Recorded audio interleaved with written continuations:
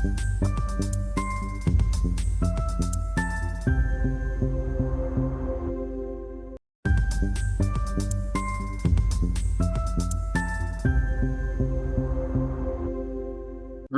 and welcome back, everyone, to Patent Insider Secrets.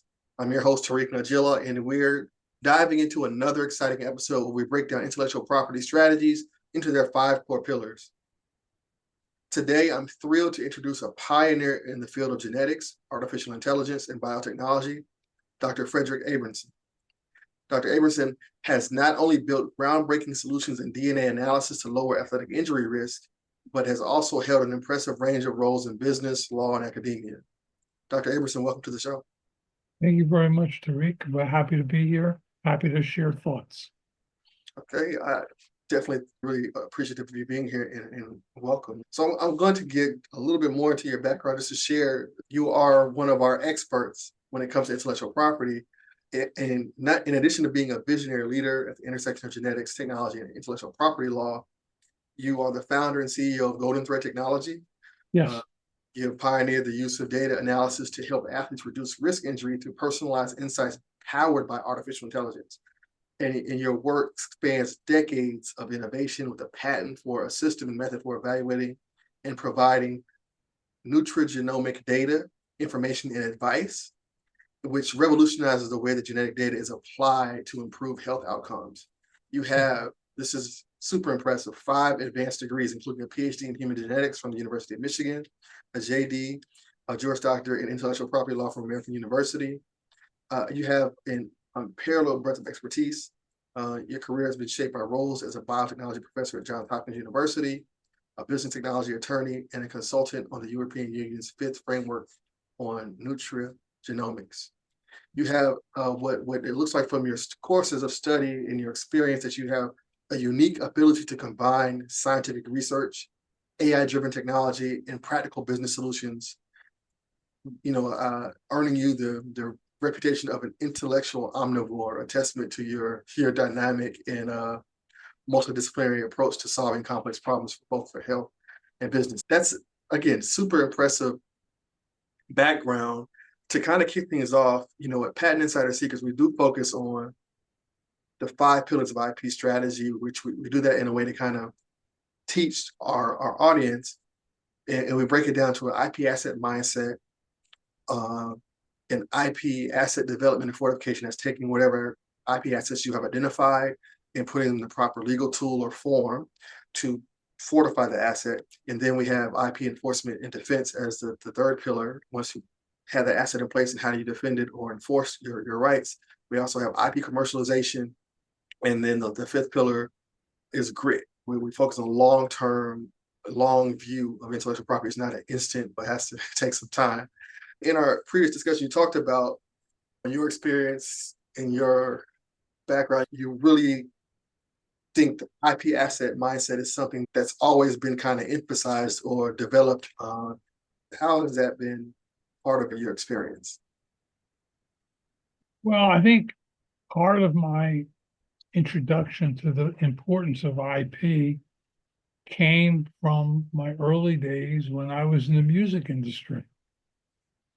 When I was a young person, I worked in the rock and roll field. And wow. I used to produce records and put on rock and roll shows in Philadelphia and New York. I knew Sam Cooke and Jerry Lee Lewis. Oh, wow. Which tells you how far back I go. But I was able to be part of an experience of watching people create things. And that began that journey to understand what it is to be creative at a very, in this case, practical level. Because if you create a song that nobody listens to, it doesn't matter that you created it. Right. So the music business, I think that's full of, we always hear about the starving artist or the artist getting the raw deal. What was in that industry? What are some things or some insights that you gained when it comes to intellectual property and understanding idea ownership, especially as it relates to artists and creatives?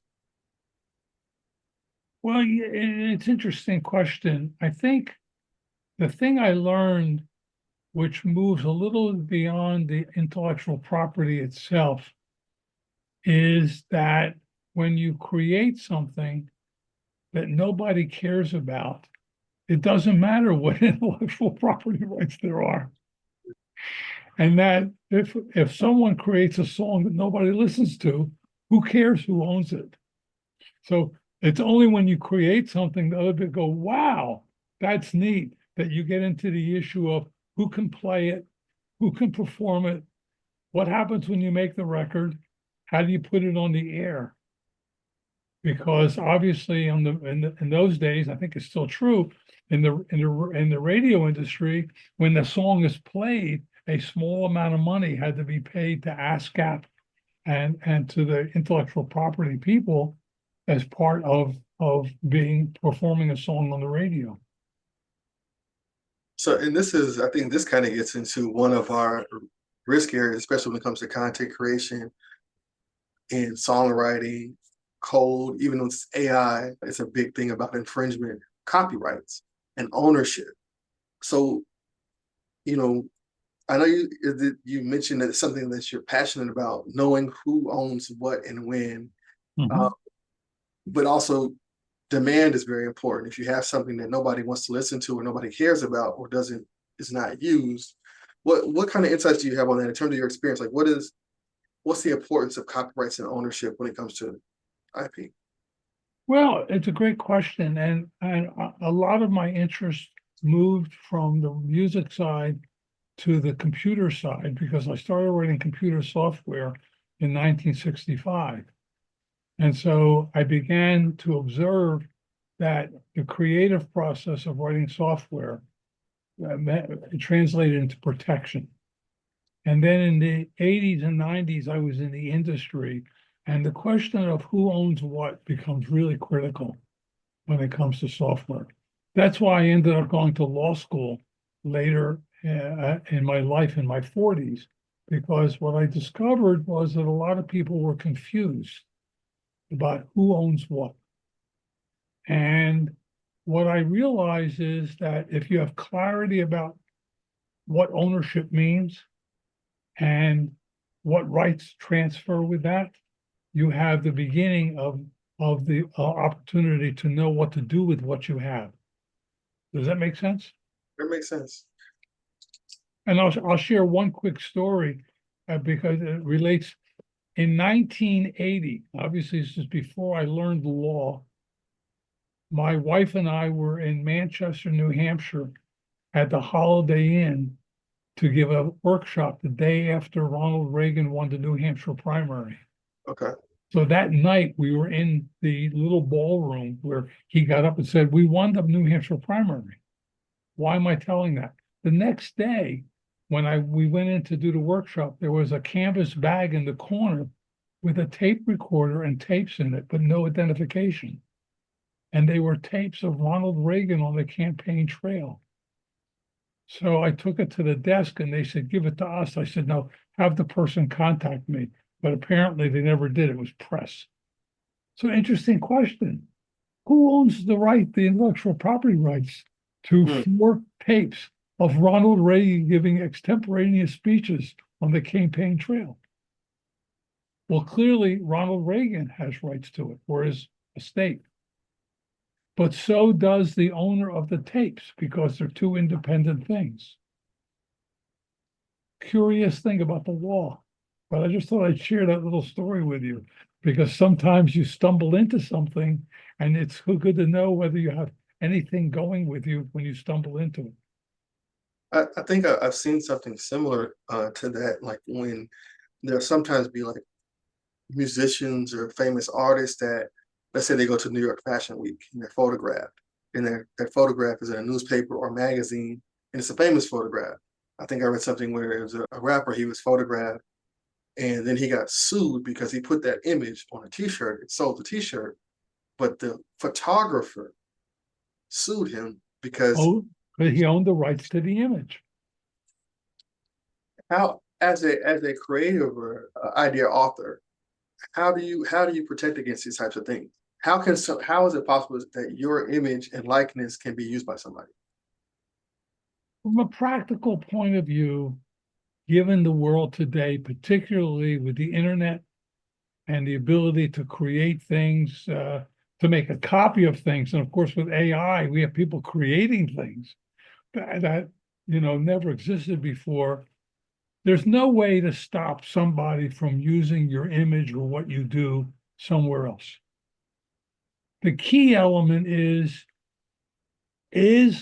what you have, does it have economic value? And can you move forward and enforce your rights in a reasonable way? So if a teenager in New York copies something of yours and puts it out there, and you say, I'm going to sue them, well, they don't have any money anyway. So what are you going to sue them for? But if it's someone who's got a lot of resources and they misuse what you own, you at least can recover something of value from them when in a lawsuit. But lawsuits are a pain in the ass. That's the thing you really don't want to do. The other thing is that and this is true for the transactional side, it's important in my mind for people who are in business or in creative areas to actually understand the legal framework internationally that is what copyright is structured around. Because that impacts how you enforce things, where you enforce it, and what rights, who has what rights. So I'll let you ask your next question, but that's leading to an area that I think we're going to talk about. How do you navigate the complexity, especially if we start talking about jurisdictions or internationally?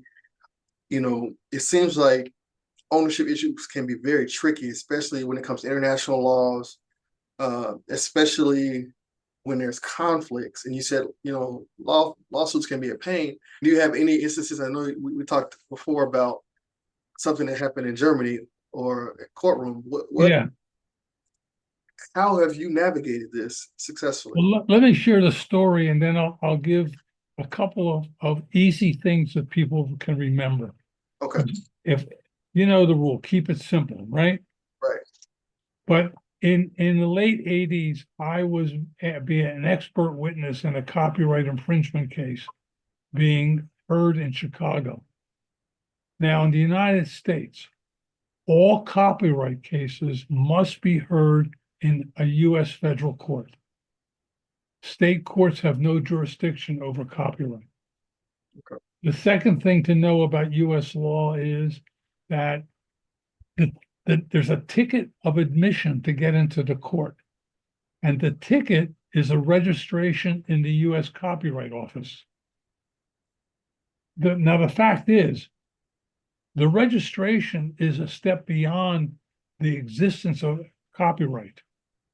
When this tape that you're making now has a copyright attached to it because you're creating it. So arguably, this is your intellectual property. Now, you wouldn't want to go down to the Copyright Office and spend whatever the fee is these days to register it, because the only time there's a worry about registering it is somebody steals it and uses it for their own financial gain, right? Right.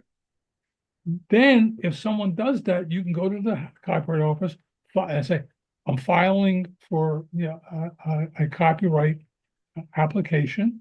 And then the Copyright Office says yes, and now you can go to court. So I'm in the federal court in Chicago, and a lawyer asked me some question, and I said, well, US law and German law applies. And the judge said, what did you say? I said, US law and German law apply. She said, why does German law apply? I said, well, under the international treaty called the Berne Convention, and that's Berne for those who want to look up the city, 200 countries signed this treaty. And the treaty says that the applicable law of copyright that applies to any work created depends on two things: the location where the work is created and the nationality of the creators. Mm. So this work, I said, was created in New York City, and one of the creators is a German national. So German law applies. And then the judge turned around to the two lawyers and said, I'm stopping the case here. You're going downstairs and settling this case. We're not having German law in this court. But that's the important thing. So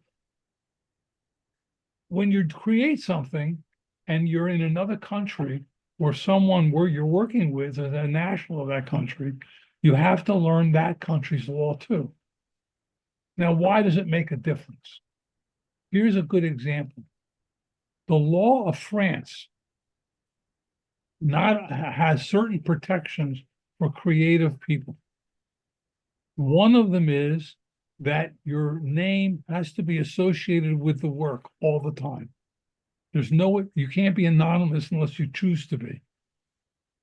The second is that even when you sell the work to somebody else, they can't change it without your permission. Right? Now, how is that important? Here's an interesting little from me. This was I learned in law school.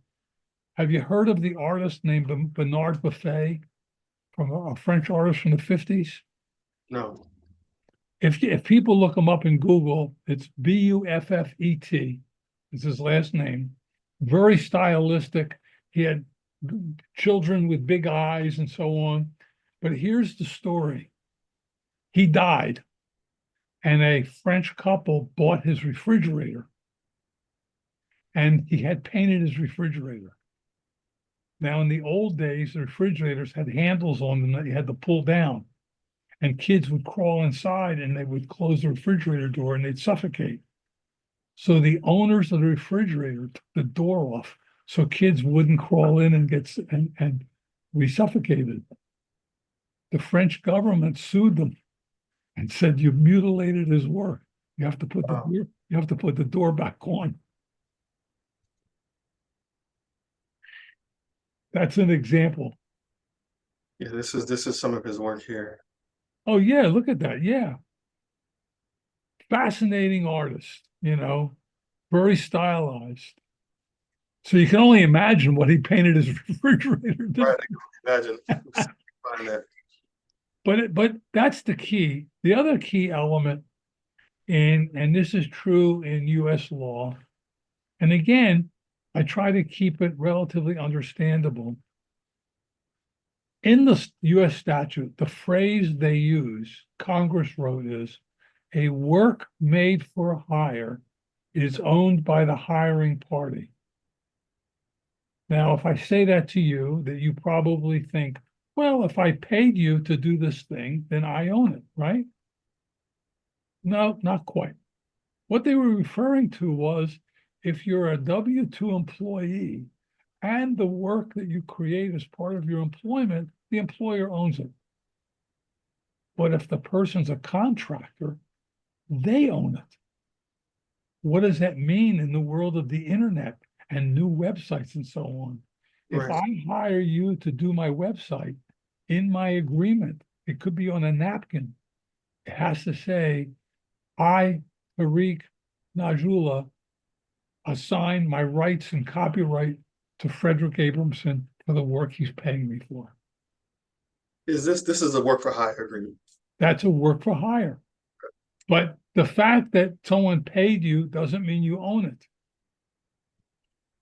I think that's quite confusing, especially in an age of freelancers. I can get and I think even when we get into AI, and that's one of my later questions, and we get into AI, especially when it comes to your work. The idea of ownership, though, what can I do? Like this is something that happens. And I'm saying, in your experience, what can we do if we didn't, oftentimes start a company, we didn't start off right. We didn't do everything, dot our I's, cross our T's. We don't have a copyright. We didn't get trademarks or patents. We hired contractors to do all of our logos and websites and everything. How can we correct that, or what strategies work? That's a great question. And first of all, for 99.9% of the people who you hire to do websites and so on, they don't think of themselves as the owner. they think that you paid me, so you own it. But if you wanted to really get into the details of things, then I would go to the person who did the website and say, look, US law's got this interesting little nuance in it that you have to say in a written document, I give Fredric Abramson my rights and copyright for the website I created for him, and sign your name and date it. That means that as the guy paying, I now own the rights to the copyright. Now, if it happens that you're French and you're living from Paris, but you're living in New York, then I can't change the site without your permission because French law still applies. Right. Well, if I'm not a French national, if I'm not working with someone from France, and that's the other thing, like, so a lot of times people will get freelancers on these websites, and these freelancers are from other countries, like say India.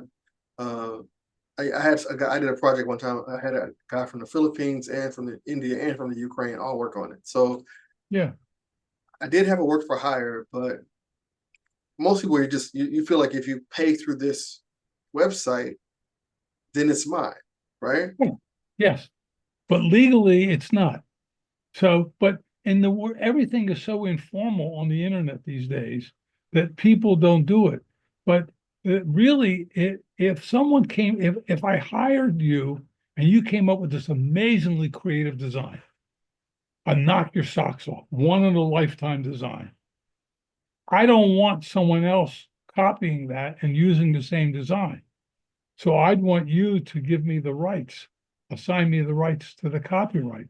And that would mean that someone can't create what's called a derivative work. They can't take the site and adjust it for their own use.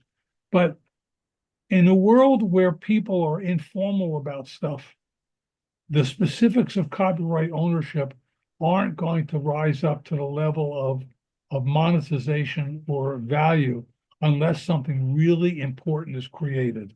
And then you got to make sure your I's are dotted, your T's are crossed, and all the contractors are signing the rights. And it's a whispering down the lane, by the way. If I hire someone in New York who hires a subcontractor in Germany, who hires a subcontractor in Ukraine, everybody in the chain has got to assign the rights all the way up to the top. Wow. So that has, I do have I don't want to say too long because I know we have limited time, and I have some other questions I want to kind of pivot to.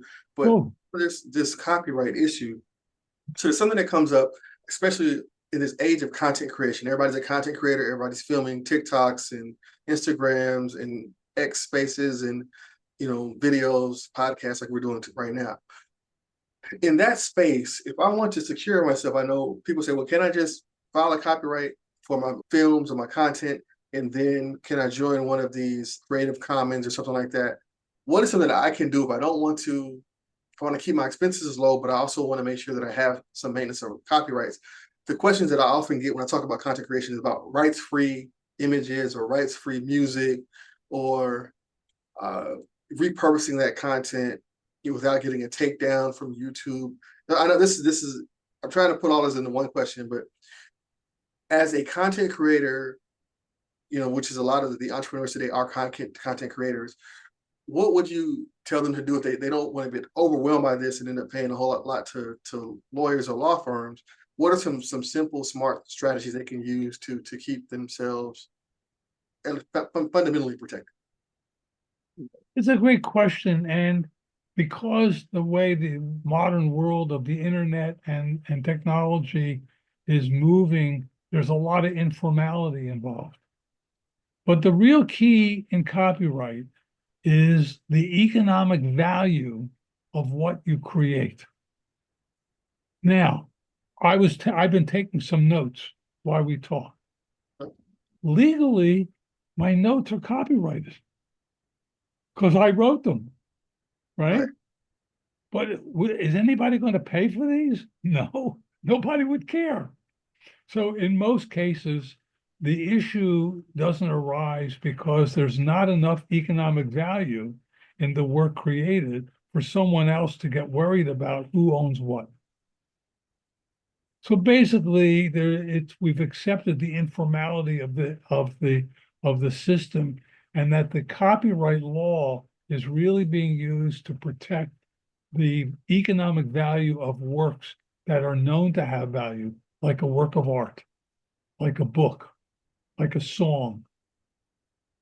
So if you like this video that you're doing, this podcast, if this podcast is something that you monetize and you charge $1, I'm making that up, for people to watch the podcast, but 10,000 people watch it, then you've got $10,000. That's an economic value. If someone else says, I want to stream the content and I'm going to show it to people that I want to show it to, and I'll charge them 50 cents, well, they're infringing something of value of yours.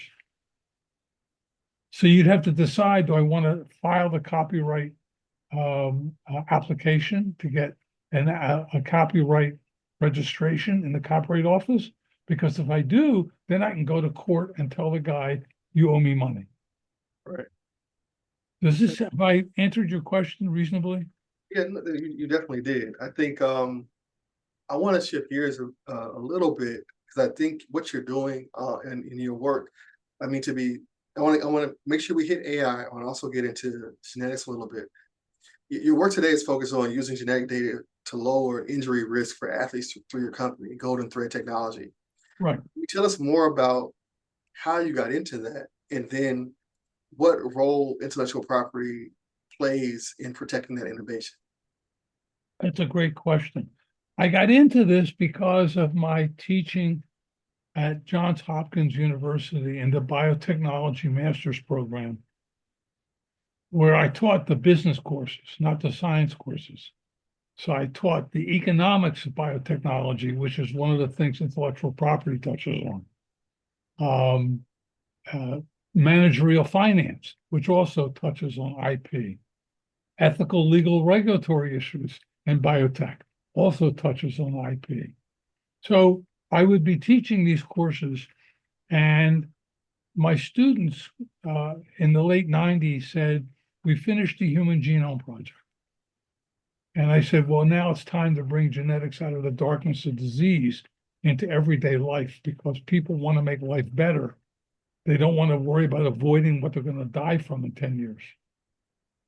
And then in 2018, a bunch of my students came to me and said, you have to see this paper out of Stanford. They gave 14 triathletes their genetic data, and their injury rate went down 44%. Wow. I said, home run, don't need any more. I said, but there's a problem with the study. They said, what's the problem? I said, they're from Stanford. I said, if you're from MIT, Stanford, and Caltech, everybody understands science. But if you're an ordinary person, you have to have the science put into a form you can use without becoming a scientist. And one of my students said, well, who's ever done that before? I said, Google Maps. With Google Maps, you don't have to read a map anymore. Just Right. listen to them say, turn left at the second light. Right. That's the same thing we need to do with the science of genetics. You shouldn't have to study this to figure out what you should be eating or doing or playing ball. You should be able to have a script for you that says, here's what you need to do in the next 2 hours to lower your chances of something bad happening. Wow. So genetics can, like, I've heard about this, and I got to be honest. For me, I heard about it from somebody was trying to sell me some genetic vitamins or whatever. Like, I get the right Okay, yeah. So it's coming to me from that perspective. I haven't heard it from this perspective about. So how were you able to apply this? I mean, you got a patent here. It's a system and method for evaluating, Right. providing nutrigenomic data. So what's the idea behind that? Well, my patent, after my students told me about the Human Genome Project, I had also spent a number of years in the supplement field and the weight loss field in the 90s. So I had some insight into what goes on in people's minds and behavior. And I said, wait a minute, if you want to lose weight, we're genetically different. The foods are different. why don't we match the ingredients of what you're putting in your body against your DNA to improve the outcomes that you get, like losing weight or feeling better, whatever it is. And that's what the patent is. It's matching the ingredients of a food or supplement against your DNA to improve well-being or lower the risk of disease. And you put it up here on the thing. It's basically making science useful in a way that applies to each person uniquely and individually. And ironically, that's exactly what intellectual property does, because it's your copyright. It's your creation. You patent something, it's your invention. It's not the universe's. IP is protecting what we can create. And it's important to be able to do that internationally, because if we don't, it'll make it less powerful for people to want to create things. So what are some outcomes, I guess, of that tech with your patent? So you're personalizing supplementation to improve athletic performance and just human. Well, here's an example. One of the things we know is that the risk of a kid breaking a bone when they fall is inversely related to the amount of vitamin K in their body. So if you have a little kid, 5, 6, 7, 8 years old, you need to feed them vitamin K so that when they fall, they're less likely to break a bone in their arm. But here's the thing. There are genes that impact how fast you metabolize vitamin K. So if you got 2 kids, Michael and Susan, and Michael's a fast metabolizer and Susan's a slow metabolizer, which one needs more vitamin K in their diet? Duh, Michael. Right. Okay. Where you're hearing me say this is, we don't have to make it so complex that an ordinary person can't figure out what to do. We have to make it so that if you know, like one of the people I tested in my test, a woman who was overweight in her 60s, and she said, I was born to love sugar. We tested a gene for sugar craving. It was negative. And she said, oh, maybe I learned to like sweets because my parents didn't let me eat them when I was a kid. Boom. I learned to like them. I could learn to unlike them. Right. To me, that's the practical benefit of looking at genetics. And it's not about, to me, it's not about disease. I don't want, if you want to look and see whether you're going to get heart disease or cancer, that's your choice. But I don't do that. And I have I'll tell another story of why I decided to focus on normal instead of disease. I was in a meeting in New York City around Christmas in 1976 with MIT Sloans. I was one of them. And we met with CEOs. And we met with the CEO after lunch, and he gave his talk. And then you got to ask questions. I put my hand up. He calls on me. I get up. I introduce myself. I'm Dr. Fredric Abramson. Stop right there. Do you know what the problem with the American people is? And I shook my head, no. They want to die healthy. I went, wow, that's the home run statement, because dying healthy is not the same as living well. But Tariq, here's the punchline. He was CEO of Philip Morris, a cigarette company. Very ironic. Yeah. But you appreciate the irony, right? But to me, this is the thing. Genetics is a tool. We are all individuals. Let me kind of share one more genetic example that give people more insight into what they do. Okay. There's a disease called Huntington's disease. It is a neurologic disorder, onset in your late 40s.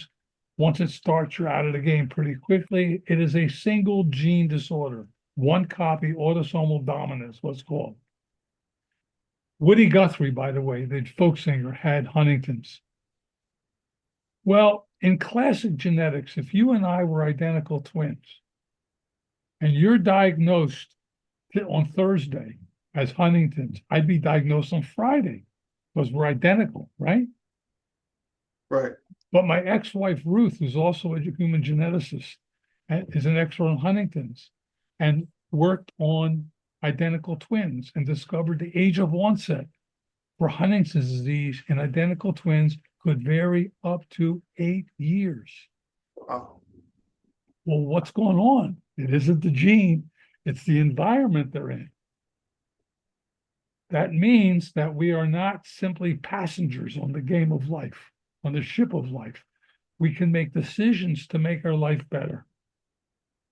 And to me, one of the core elements to make good decisions is good data and good information. Whether it's going to a movie, going to a restaurant, or understanding how your genes impact your life. Well, let me ask you, so do you think that this is leading to like one of these futuristic sci-fi movies where I can do a cheek swab at home and sit it in my computer and it's going to tell me, give me a gene analysis and tell me what it is my diet should be to optimize? Let's say I want to. I'll take it a step further. You'll be able to do a cheek swab and feed it into a system, and a 3D printer will print the food you want exactly to match your genes. Wow. 3D printed fruit. I've seen it. I've seen 3D printed meat. Well, Nestle, the company Nestle, is working on 3D printing of food. Wow. I have to wrap my head around that. I don't know. I kind of want my food to have some earth connection, some sunlight. It just shows where things are going. It's a world. Innovation is really critical, and innovation is driven by intellectual property. And so if you create something, if it has value, take the steps to make sure that you actually own what it is, or you've assigned it to, got the assignment the right way, and that it's enforceable in a reasonable way if something comes, that you're getting kind of cheated out of something. And that's something I do want to tap, pivot a little bit to AI, dovetailing what you just stated. How do I know as a startup or a founder that I do have something that has economic value? I mean, initially, I know I may have a problem trying to solve. It's interesting to me. I may have done beta testing and gotten some insight from, a test group or focus group. I might have even gotten some seed money or won a pitch competition. But how do I know that I have something, even if I've done all of that, that still may not be economic value to have IP protection? What is the metric? How should I make that decision? It's a great question, Tariq, and I learned this in the business world, in music, in retail sales, in the software industry. You got to talk to customers. I have a presentation for Golden Thread that I've shown to 1,500 people around the world. And I show it's 3 minutes long. And I show it to them. And when it finishes, I say, is this something you would want to do? Yes or no? And if they say yes, I say, would you pay this amount of money for it? Yes or no? And then I say, and why would you do it if they say yes? And that answer I'll share with you. They all say it's because I know it's about me as a person, because it's my DNA. But in the software field, I saw people building things that were for themselves, but not for a market. But I will share a story that relates precisely to your point. How do you know what you're doing makes sense? And also, what happens when somebody else tells you it's stupid? So in the late 70s, early 80s, I was in San Francisco at the Del Coronado Hotel for a software meeting, a national software meeting. And I am in line for lunch. And I'm talking to this guy, just like you and I are talking. And I said to him, so what are you doing? He said, I'm writing software to help women balance their checkbook. I said, what? He said, yeah, they screw it up. They get in fights with their husband, leads to divorces. I said, you got to be kidding me. He said, no, I'm going to call it Quicken, which became QuickBooks, which became Intuit. Wow. That's the answer. If you talk to the people that you're building it for and they like it, you have a shot at making a market. But if you build it by sitting in your basement thinking, I know people will love it, then it's a crapshoot. I definitely think that's the case. I have a couple of questions, and I kind of want to leave it for you if you have any reflection.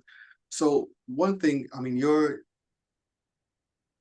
career, you from the epitome of science to business to music, uh, even to software. Having gotten into software at the beginning of computers, I mean, with the breadboards, the cards. I mean, I learned some of that stuff, COBOL, and when I was coming through school, we had to learn these things because they were legacy machines, and we had to make sure that we could work these things. And that's just understanding, seeing software or computing from there, and seeing today where we have things like large language models, Chat GPT, we have all of these things in artificial intelligence.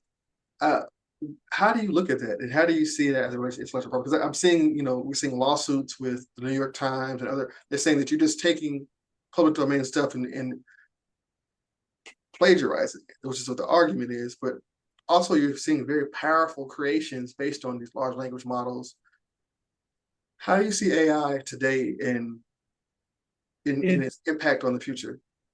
It's a tool. When I learned writing software in the 60s, it was a tool to solve problems. And so one of the problems that I was given early on was to analyze, to identify the rate of spontaneous abortion or spontaneous fetal death in pregnancies, because the literature was filled with all this conflicting information. So I was able to get 360,000 pregnancy records from New York City. And I had to develop a new mathematics, but I had a computer to do this all because I was writing in Fortran.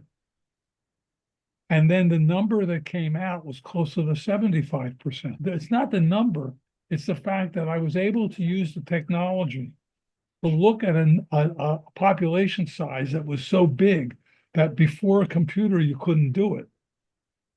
And I was able to use computers to develop new mathematics to actually look at the problem in a new way. Well, you come downstream 60 years and AI is letting us look at things in a new way. AI won't be perfect. You can put something in and it will get it wrong. But it can help you understand your world in a way that 3 years ago, you'd be doing Google searches, and 20 years ago, you'd have to go to your local library to get a book to see if there's a book on it. Right. Now, I know there's arguments about who owns what with AI developed material. And that's an interesting argument because clearly AI is not a human being. And most laws of copyright require a human have some role in it. But from my point of view, if you wrote a song in AI and then you sat down at the piano and started editing it and working it and you worked it out, I think by then you own the rights to the song.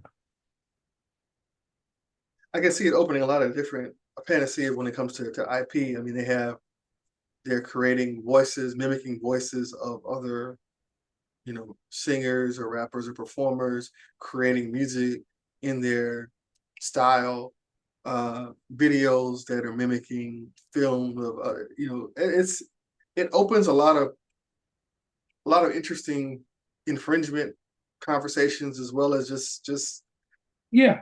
If it's a 10-year-old kid doing it for his sister's birthday party, who cares? But if it's a 30-year-old woman doing it because she wants to put it on the internet and make money, then you care. So yeah, does this make sense to you, Tariq? it makes sense. I think as we kind of close there's one question I want to ask from a previous conversation that we had. You talked about the power of copyright as it relates to, sometimes people say, well, I have a mention, I have a product, a patent is the way to go. and a patent is limited in scope for 20 years. A copyright, has a much longer life, 70 or even longer. It's a life of the author plus time. Well, you talked about how there's a strategy to use copyrights in a much more powerful way and robust way.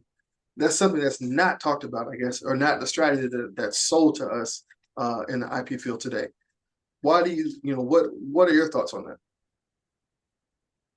that? I think copyright, since it starts with, it protects the work of creation at the moment it's created, and it protects the creator or creators if it's a collaborative work. So, but that's the technical legal issue. The pragmatic issue is, who cares? And caring means that, does it translate into some economic value? And if it does, then you want to take steps to make sure you control how it's distributed, how it's used, and so on. I mean, if you create a website for somebody and it's really amazingly creative, you can write in the agreement that I've assigned it to you for you to use, but I can put in it, you do not have the right to redistribute it to any other third person. You don't have the right to let somebody else copy it for their purpose. Now, enforcing it is a pain. You want lawyers to go to court, you're talking thousands and thousands of dollars. That's why it's the economic issue. But by and large, most things that are created, the people who create them can use them, make money from them, and no one else in the world is going to want to copy it or use it against to diminish the market of the creator.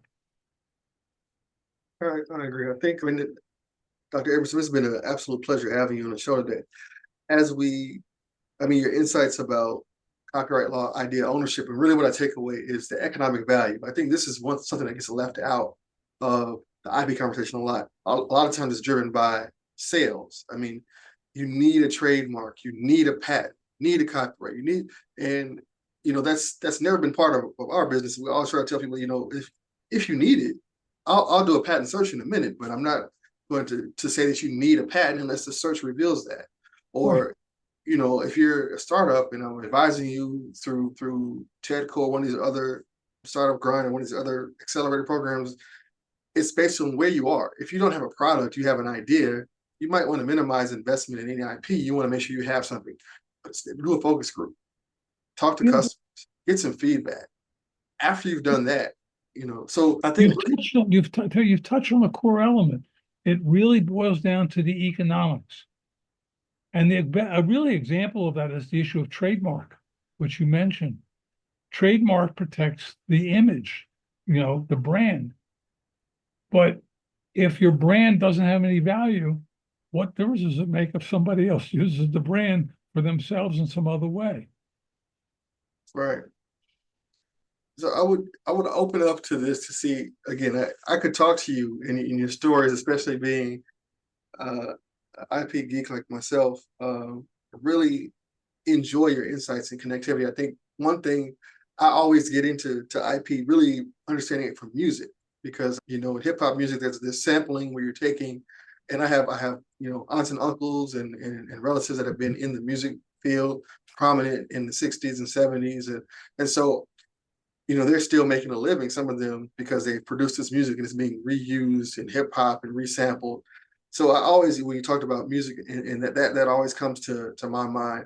But I think looking back at your whole career, like from the music, the rock and roll, to Sam Cooke and Jerry Lee Lewis, and all the way to software, and teaching at Hopkins, going to law school, is there one thing, I guess, that has kind of stood out to you about intellectual property, or something that you would like to see changed or done differently, or even just your insight into where things are going?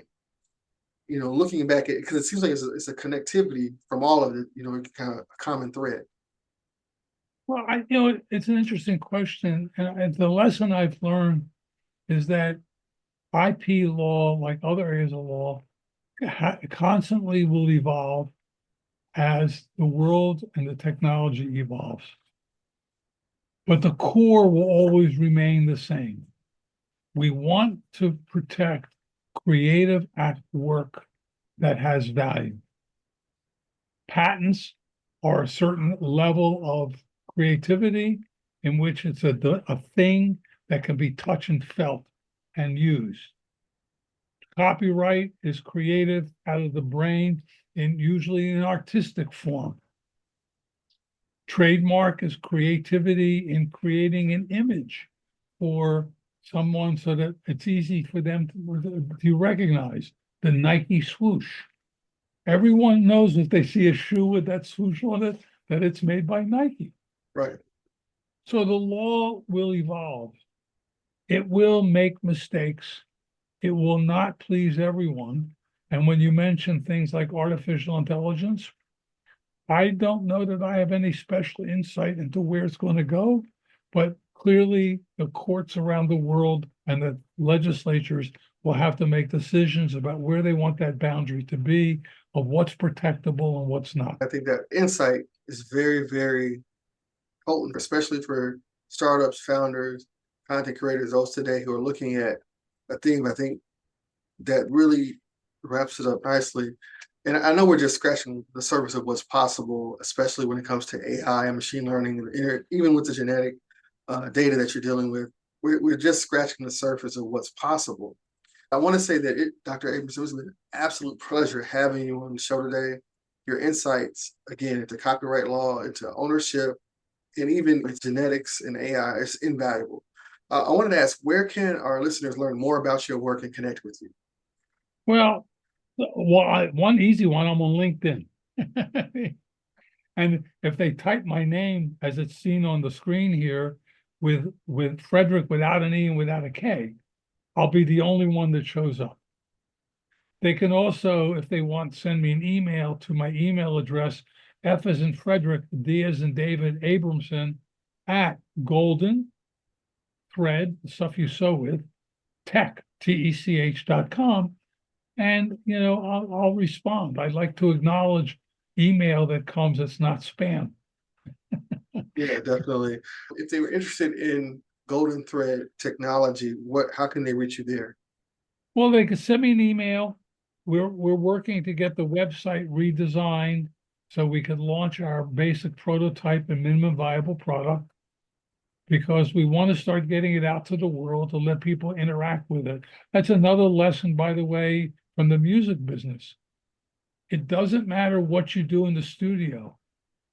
It's when you get on stage and you show it to the audience. That's when you know whether you got something worth working with. Definitely. That's fantastic, Dr. Abramson. Thank you again. And to our listeners, I hope you enjoy this deep dive into IP strategy and its impact on technology.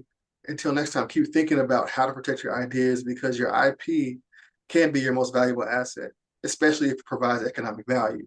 Remember to subscribe, leave us a review on your favorite podcast platform, and you can follow us on social media, Patent Insider Secrets, Patent Insider. Stay tuned for more expert insights and IP strategies right here on Patent Insider Secrets. Thank you for a wonderful experience.